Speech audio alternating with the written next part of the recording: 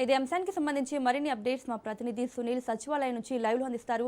సునీల్, సచివాలయానికి RTC JAC నేతలు చేరుకున్నట్లుగా తెలుస్తోంది. మరి కాసేపట్లో చర్చలు కూడా ప్రారంభం కానట్లే తెలుస్తోంది. డీటెయిల్స్ ఏంటి?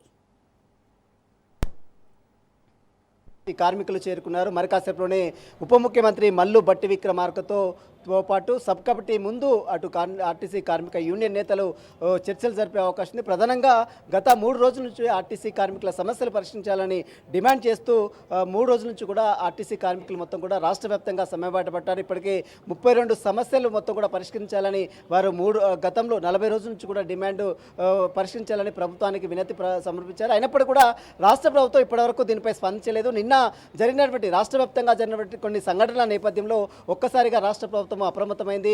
నిన్న జరిగినటువంటి నర్సంపేట డ్రైవర్ అటు శంకర్ గౌడ్ మృతితో రాష్ట్ర ప్రభుత్వం ముందుకొచ్చింది. ఇప్పుడు 10 గంటలకు ఈరోజు చర్చలు జరిపి వారి సమస్యలకు సానుకూలంగా ఉందంటూ కూడా నిన్న మంత్రులు మీడియా సమావేశం ఏర్పాటు చేసిన పరిస్థితి మనం చూస్తాం. కాబట్టి ఈరోజు మరికాసేపులోనే ఉప ముఖ్యమంత్రి మల్లు భట్టి విక్రమార్క నేతృత్వంలో జేఏసీ నేతలు, ఆర్టీసీ జేఏసీ నేతలు కూడా ఈ యొక్క చర్చల్లో పాల్గొనే అవకాశం ఉంది. ప్రధానంగా ఇక ఇప్పటికే సచివాలయం చేరుకున్నటువంటి జేఏసీ నేతలు మనతో ఉన్నారు. ఎన్ఎంయూ నేత చూస్తున్నాం. దాదాపు నిన్న రాష్ట్ర వ్యాప్తంగా కూడా చాలామంది కార్మికులు ఆందోళన వ్యక్తం చేశారు. అందులో ఒక వ్యక్తి కూడా చనిపోయాడు. ఎట్లా చూస్తుంది గవర్నమెంట్ ఈరోజు చర్చలు ఎలా ఉండబోతున్నాయి? శంకర్ గౌడ్ చనిపోవడం అనేది ఆత్మహత్య చేసుకోవడం చాలా దురదృష్టకరం. గతంలోనే 35 మందిని పోగొట్టుకున్నాం ఆర్టీసీ కార్మికులం. మరి విలీన సమస్య ఏదో గజెట్ నోటిఫికేషన్ వచ్చిన తర్వాత ఆల్రెడీ మరి జియో వచ్చిన తర్వాత అపాయింట్మెంట్ డేటే ప్రకటించాల్సి ఉంది. మరి ప్రభుత్వం సాధారణ చేయడం వల్ల కార్మికులలో ఇబ్బంది ఏర్పడే ఇలాంటి జరుగుతూ ఉన్నాయి. ఇలాంటి జరగడం దురదృష్టకరం. కార్మికులు కూడా నేను విజ్ఞప్తి చేస్తా ఉన్నా, మీరు తొందరపడాలని ఎలాంటి నిర్ణయాలు తీసుకోవద్దు. ప్రతి యూనియన్, ప్రతి కార్మికుడు పోరాటానికి సిద్ధంగా ఉన్నాం కాబట్టి మీరు తొందరపడొద్దని చెప్పి తెలియజేస్తా ఉన్నా. మన కుటుంబం వెనకాల ఉంటుంది, మనం చనిపోతే మన కుటుంబం రోడ్డు మీదకి వస్తుందని చెప్పి తెలియజేస్తూ, మరి ఏదైతే ప్రభుత్వం ఇచ్చిన హామీలు ఉన్నాయో విలీనం మీ మేనిఫెస్టోలో పెట్టారు. ఆల్రెడీ 90% అయిపోయింది. విలీనం చేయడానికి ఇబ్బంది ఏముంది? లేదా విలీనం చేయలేని పరిస్థితి ఉంటే యూనియన్లు ఇస్తున్నారా? మరి యూనియన్లు ఇవ్వకుండా, మరి ఎలక్షన్ పెట్టకుండా కార్మికుల సమస్యలు సాల్వ్ చేయడానికి మధ్యవర్తి లేకుండా చేయడం అనేది ఇండస్ట్రియల్ డిస్ట్రిబ్యూట్ యాక్ట్ ప్రకారం కూడా కరెక్ట్ కాదు. అది దానివల్లనే పరిస్థితి ఏర్పడ్డది. ఆ ప్రభుత్వం అట్లా చేసిపోయిందంటే మళ్ళీ ఈ ప్రభుత్వం ఇట్లా చేసింది. మరి తెలంగాణ ఉద్యమంలో ఆర్టీసీ కార్మికులు చావాలా? పే స్కేల్ కోసం ఆర్టీసీ కార్మికులు చావాలా? ప్రతి పే స్కేల్ అప్పుడు ఆర్టీసీ కార్మికులు ఇది ఇబ్బంది ఏంది? ప్రజల్లో మమ్మల్ని ఈ ఇబ్బంది పరిస్థితి గవర్నమెంట్ ఎందుకు పరిస్థితుల్లో తెలుసలేదు. కాబట్టి ఇప్పుడైనా గవర్నమెంట్ మరి సుముఖంగా మా సమస్యలు సాల్వ్ చేసి మరి సమ్మెను నివారించవలసిందిగా విజ్ఞప్తి చేస్తాం. 32 సమస్యలు మీరు డిమాండ్ పెట్టారు. 32 సమస్యలు పరిష్కరించకపోతే సమ్మె యథావిధిగా కొనసాగిస్తారా? ఏం చేయబోతున్నారు? ఇప్పుడు సమ్మెకు జేఏసీ నోటీస్ ఇచ్చింది. ఆ జేఏసీకి సంపూర్ణ మద్దతు మేము ఇస్తున్నాం. మరి ఫస్ట్ సమ్మెను నివారించడం ఆలోచించాం మేము. ఎందుకంటే సమస్యలు సాల్వ్ చేసుకుందాం చర్చల ద్వారా అనుకున్నాం. కానీ ప్రభుత్వం బండి వైఖరి వల్ల జేఏసీ సమ్మె నోటీస్ ఇవ్వడం, దానికి సంపూర్ణంగా కార్మికులలో ఉన్న అశాంతిని చూసి మేము కూడా మద్దతు ఇవ్వడం జరిగింది. సమ్మెను కొనసాగిస్తారా లేకపోతే ఏం చేస్తారని జేఏసీ నిర్ణయిస్తుంది. మరి దానికి మద్దతుగా మనం కొనసాగించాలి లేదని మేము నిర్ణయిస్తాం. మరి సానుకూలంగా ప్రభుత్వం ప్రకటిస్తే దాన్ని బట్టి మేము నిర్ణయిస్తాం. నర్సంపేట డ్రైవర్ శంకర్ చనిపోయాడు. ఆ శంకర్ మృతికి సంబంధించిన దాంట్లో ఈరోజు చర్చల్లో ఏమైనా ఆ విషయం ప్రస్తావించే అవసరం ఉందా? ఆయన కుటుంబానికి ఏమైనా ఎక్స్గ్రేషియా కానీ ఏమైనా ప్రకటించాలని మీరు డిమాండ్ చేస్తున్నారా ఆర్టీసీ జేఏసీ నేతలుగా? ఖచ్చితంగా ఆయన చనిపోవడం అనేది దురదృష్టకరం. నిన్న ఏదైతే మిర్యాలగూడ డ్రైవర్ చేయడం కానీ, భద్రాచలం డ్రైవర్ చేయడం కానీ దురదృష్టకరం. మరి మీరు అన్నట్టుగా ప్రభుత్వం వాళ్ళని ఆదుకోవాలని డిమాండ్ చేస్తాం తప్ప పారితోషిక రూపంలో ఎంత ఇచ్చినా అది తీరదు. అది వాళ్ళని ఆదుకోవాలి, ఆ కుటుంబాన్ని ఆదుకోవాలి, ఆ కుటుంబానికి ఇమీడియట్గా ఉద్యోగం కల్పించాలి వాళ్ళ ఇంటి నుంచి. అలాంటి డిమాండ్ చేస్తాం తప్ప మరి ఇది ఎందుకంటే పునరావృతం అవుతుంది. రేపొద్దున వాళ్ళకి డబ్బులు ఇచ్చారు కదా అని కొందరు మళ్ళీ మానసికంగా థింక్ చేసి ఇంకేదైనా చేసి ఆలోచించారు. కాబట్టి ఆ కుటుంబాన్ని ఆదుకొని వాళ్ళ ఇంట్లో నుంచి ఒక ఉద్యోగం కల్పించాల్సిందిగా విజ్ఞప్తి చేస్తాం. 40 రోజులు అవుతుంది మీరు సమ్మె నోటీసులు ఇచ్చి, అయినప్పుడు కూడా ప్రభుత్వం నిన్న స్పందించింది. ఎట్లా చూస్తారు ఈ అంశాన్ని? అంటే ప్రభుత్వం ముందుగానే స్పందించాలి.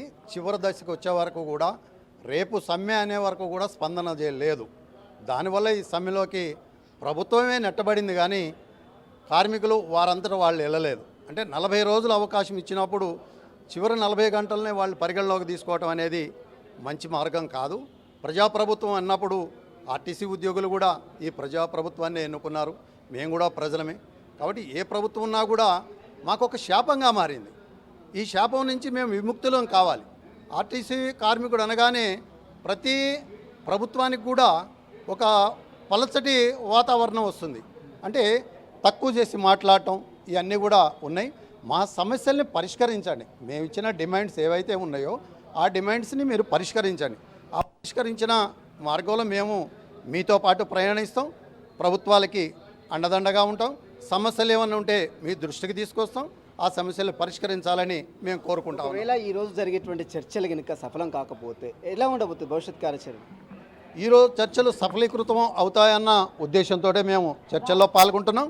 సఫలీకృతం కాకపోతే అప్పుడు తీసుకునే నిర్ణయాలు బట్టి మేము కట్టుబడి ఉంటాం తప్ప ఇప్పటికిప్పుడు ఈ మీడియాలో చెప్పడం అనేది సబబు కాదనేది కూడా మా ఉద్దేశం. గత ప్రతిపక్షంగా ఇదే కాంగ్రెస్ పార్టీ ప్రధాన ప్రతిపక్షంగా ఉన్నటువంటి సమయంలో మీరు 55 రోజుల పాటు ధర్నా చేశారా?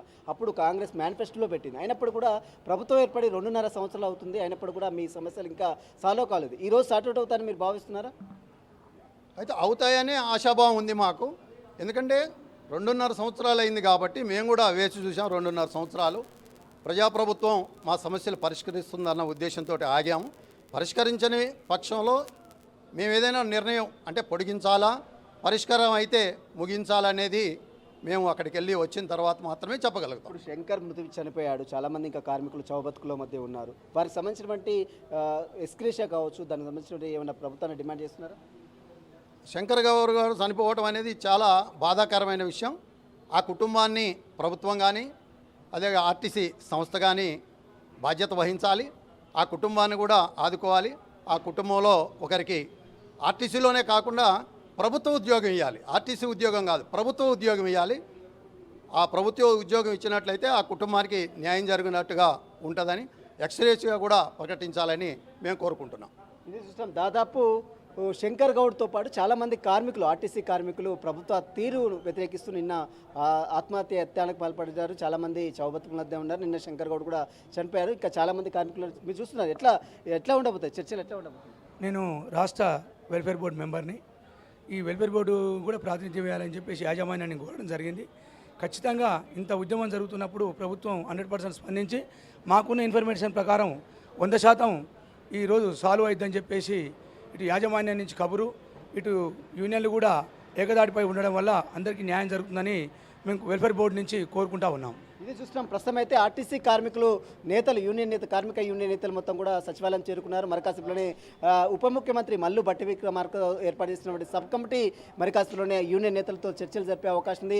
దాదాపు 2.5 సంవత్సరాలు అవుతుంది. కాంగ్రెస్ మేనిఫెస్టోలో పెట్టింది ఆర్టీసీ కార్మికుల సమస్యలు పరీక్షిస్తాం, ఆర్టీసీ కార్మికులని ప్రభుత్వ ఉద్యోగులుగా గుర్తిస్తాం, తమ అధికారంలోకి వస్తామంటూ కూడా గత ప్రధాన ప్రతిపక్షంగా ఉన్నటువంటి సమయంలో కాంగ్రెస్ పార్టీ హామీ ఇచ్చింది. కానీ 2.5 సంవత్సరాలు అవుతున్నప్పటికీ కూడా హామీ నెరవేరలేదు. ఇప్పటికైనా తమ హామీ నిర్వహించేంత వరకు పోరాటం చేస్తామంటూ కూడా గత 3 రోజుల నుంచి ఆర్టీసీ కార్మికులు పెద్ద ఎత్తున ఆందోళన చేస్తున్నారు. రాష్ట్ర వ్యాప్తంగా సమ్మె చేస్తున్నారు.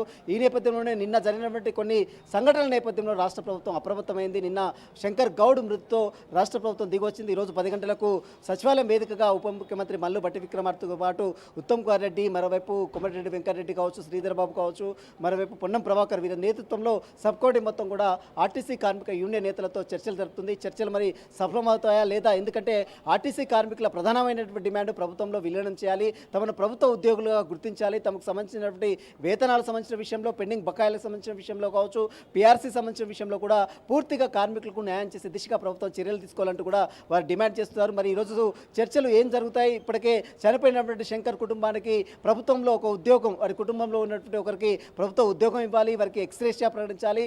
దీంతో పాటు ఇంకా చావు బతుకుల మధ్య ఉన్నటువంటి ఆర్టీసీ కార్మికులను ప్రభుత్వం ఆదుకోవాలంటూ కూడా కార్మిక యూనియన్ నేతలు కూడా డిమాండ్ చేస్తున్న నేపథ్యంలో మరి ప్రభుత్వం దీనిపై ఏ విధంగా స్పందిస్తుందనేది మాత్రం చూడాల్సి చెప్పవచ్చు. ఇప్పటికే శంకర్ మృతిపై రాష్ట్ర ముఖ్యమంత్రి రేవంత్ రెడ్డి కూడా తీవ్ర దిగ్భ్రాంతి వ్యక్తం చేశాడు. అతని కుటుంబ సభ్యులకు ఖచ్చితంగా ప్రభుత్వం అండగా ఉంటుందంటూ కూడా అటు ముఖ్యమంత్రి హామీ ఇచ్చిన నేపథ్యంలో ఈరోజు చర్చలు ఏ విధంగా కొనసాగుతాయి? మరికాపులోని సచివాలయం వేదికగా జరుగుతున్నటువంటి చర్చల సందర్భంగా ప్రభుత్వం సానుకూలంగా స్పందిస్తుందా లేదా? మరి ఒకవేళ స్పందించకపోతే అటు ఆర్టీసీ కార్మికులు మాత్రం పెద్ద ఎత్తున ఆగ్రహజ్వాలలు అనుకున్నారు. ఎందుకంటే రాష్ట్ర వ్యాప్తంగా ఇప్పటికే శంకర్ గౌడ్ మృతితో అటు తెలంగాణ రాష్ట్ర వ్యాప్తంగా, ఉత్తర తెలంగాణ ముఖ్యంగా వరంగల్ పరిసర ప్రాంతాల మొత్తం కూడా ఉమ్మడి వరంగల్ జిల్లా బంద్కు పిలిపించిన నేపథ్యంలో పోలీసులు కూడా శాంతి భద్రతకు ఎలాంటి విఘాతం కలగకుండా ఆర్టీసీ డిపోలందరూ కూడా భారీగా మోహరించారు. ఆర్టీసీ కార్మికులను నివారించే ప్రయత్నం చేస్తున్నారు. ఈరోజు చర్చలు సఫలమవుతాయా లేదా? రాజ్న్యూస్ పక్షాన కూడా వారు సఫలం కావాలని అటు సంబంధించినటువంటి అందరినీ కూడా కోరుతుంది. ఎందుకంటే దాదాపు 3 రోజుల నుంచి చాలామంది కార్మికులు రోడ్డు మీదకి వచ్చి ఆందోళన వ్యక్తం చేస్తున్న నేపథ్యంలో చాలామంది ఇప్పటికే శంకర్ గౌడ్ కూడా మృతి చెందాడు కాబట్టి ఇప్పటికైనా చర్చలు సఫలమై వారి యొక్క సమస్యలు పరిష్కరించే దిశగా రాష్ట్ర ప్రభుత్వం చర్యలు తీసుకుంటే ఆశాభావాన్ని అటు కార్మికులు కూడా వ్యక్తం చేసిన పరిస్థితి కనబడుతుంది. మరి కాసేపులోనే రాష్ట్ర సచివాలయం వేదికగా అటు ఉప ముఖ్యమంత్రి మల్లు భట్టి విక్రమార్క నేతృత్వంలో ఏర్పాటు చేసినటువంటి సబ్ కమిటీ ముందు అటు కార్మిక యూనియన్ నేతలు కూడా చర్చలు జరిపే అవకాశం ఉంది. చూడాలి మరి ఏమవుతుందో. మరి కాసేపులోనే చర్చలు జరిగిన తర్వాత ఆ చర్చలు సఫలమవుతాయా విఫలమవుతాయా మరి కాసేపులోనే దీనికి సంబంధించిన దానిపై కూడా ఒక స్పష్టత కూడా వచ్చే అవకాశం ఉంది. మౌనిక, సునీల్, అయితే ఇప్పటి వరకైతే ఒక ఆర్టీసీ డ్రైవర్ మాత్రమే చనిపోయాడు, కానీ ఇంకా ముగ్గురు కూడా ఆత్మహత్య యత్నానికి అయితే ప్రయత్నించారు. మరి ఇంకెంతమంది సూసైడ్లు చేసుకుంటే గవర్నమెంట్ స్పందిస్తుంది, వారి డిమాండ్స్ నెరవేరుస్తుంది? ఎస్, ఖచ్చితంగా. ఎందుకంటే ఇప్పటికే కేవలం శంకర్ గౌడ్ ఒక్కడే కాదు, నిన్న జరిగినటువంటి భద్రాచలంలో లింగారెడ్డితో పాటు అటు నల్గొండలో వెంకన్న, మరోవైపు సిరిసిల్లలో మరొక వ్యక్తి, అంటే మొత్తం దాదాపు 4 పైగా ఆత్మహత్య పాల్పడ్డారు. అందులో నిన్న శంకర్ గౌడ్ మనం చూసాం అర్ధంతరంగా అటు పెట్రోల్ పోసుకొని మరీ నిప్పంటించుకొని బస్ డిపోలో అటు బస్ స్టాండ్లో ఏ విధంగా చనిపోయాడో మనం అందరం కూడా చూసాం. కాబట్టి అలాంటి సంఘటనలు మళ్ళీ పునరావృతం కాకుండా ఉండేందుకే నిన్న వెంటనే ప్రభుత్వం స్పందించింది. మరి చూడాలి, ఈ స్పందన ఏదో ముందస్తుగా గత సమ్మె నోటీసులు ఇచ్చి 40 రోజులు అవుతున్నప్పుడు కూడా ప్రభుత్వం 40 రోజుల నుంచి స్పందించకుండా కేవలం ఈ 3 రోజుల నుంచే స్పందించడం పట్ల ఆర్టీసీ కార్మికులు కూడా కొంత ఆందోళన వ్యక్తం చేస్తున్నారు. ఇక ఈ ముందే స్పందించి ఉంటే శంకర్ గౌడ్ అనే వ్యక్తి చనిపోయేవాడు కాదు, ఇదంతా కూడా ముమ్మాటికి ప్రభుత్వ హత్య అంటూ కూడా ప్రధాన ప్రతిపక్షంగా ఉన్నప్పుడు బీఆర్ఎస్ కావచ్చు, మరోవైపు బీజేపీ నేతలు మండిపడుతున్న నేపథ్యంలో మరి ఈరోజు చర్చల్లో ఎలాంటి ఫలితం వస్తుంది, నిజంగా చర్చలు సఫలమవుతాయా విఫలమవుతాయా, మరి చర్చలు సఫలమైతే ప్రభుత్వ ఉద్యోగులు ఏ విధంగా హర్షం వ్యక్తం చేస్తారు, ఒకవేళ విఫలమైతే వారి యొక్క కార్యాచరణ ఏ విధంగా ఉంటుందనేది కూడా మరి కాస్త క్లారిటీ కూడా వచ్చే అవకాశం ఉంది. Mounika, right Sunil, thank you.